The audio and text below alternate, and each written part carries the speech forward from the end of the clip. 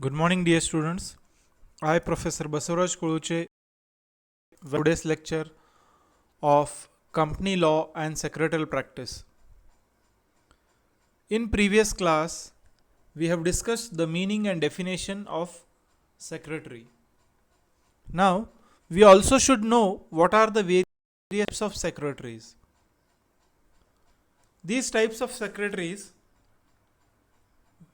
have been classified into 7 types. These 7 types of classification of secretary is being made based upon their nature of activity or nature of work what the secretary is performing, or the field in which they are appointed or they have been working is also treated or considered while classifying the types of secretaries. Let us begin the discussion and let us see what are the types of secretaries. The first type of secretary is private secretary. A private secretary is a person who is employed for performing some personal works of his employer. Generally, the high officials of any organization of the important person of the society, like businessmen, doctors, actors, actresses, political leaders, lawyers, etc., employ private secretary for getting help in performing their day-to-day routine functions. The duties of private secretary are conducting correspondence,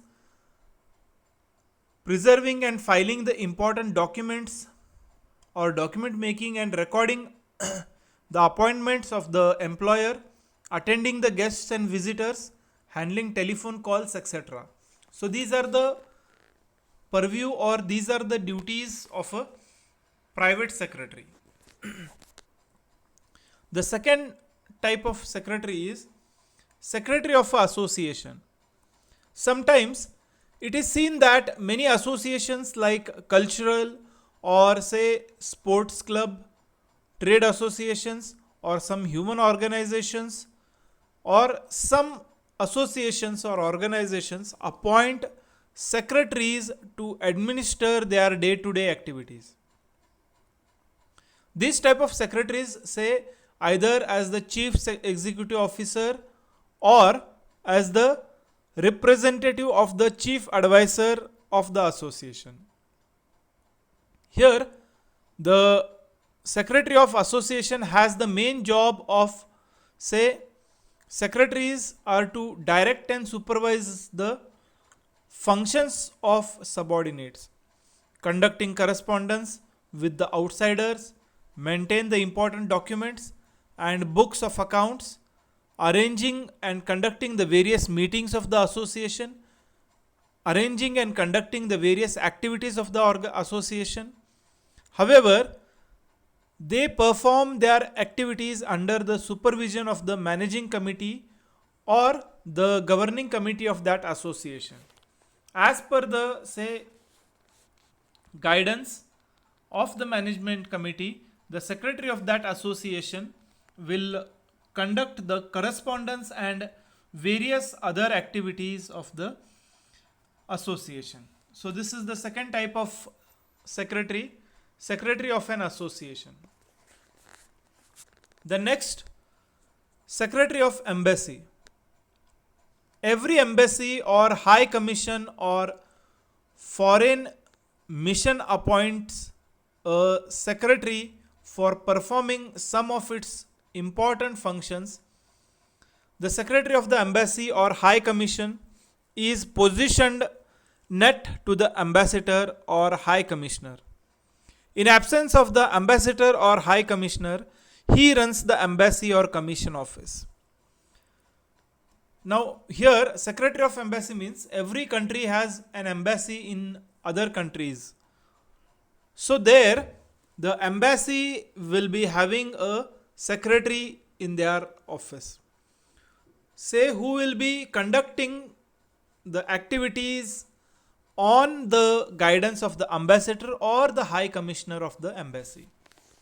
In absence of the ambassador or the high commissioner, here the secretary himself conducts all the activities and runs the show. So there, that's why this kind of secretary is known as secretary of an embassy.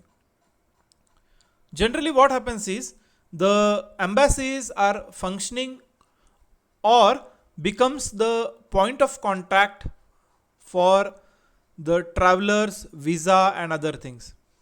So that's why these embassies are, say, very busy points in every country. So there will be a, say, ambassador or an high commissioner or high commission of every country. In the absence of theirs, the secretary will run the embassy. And when the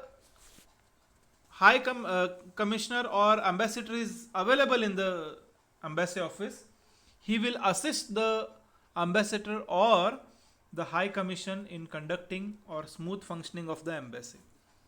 So these three types of secretaries we have discussed now. The rest four types of secretaries we shall discuss in tomorrow's class. Till then, we shall stop here. If you have any doubts and questions, you all can feel free to contact me at any point of time. Thank you. Good day.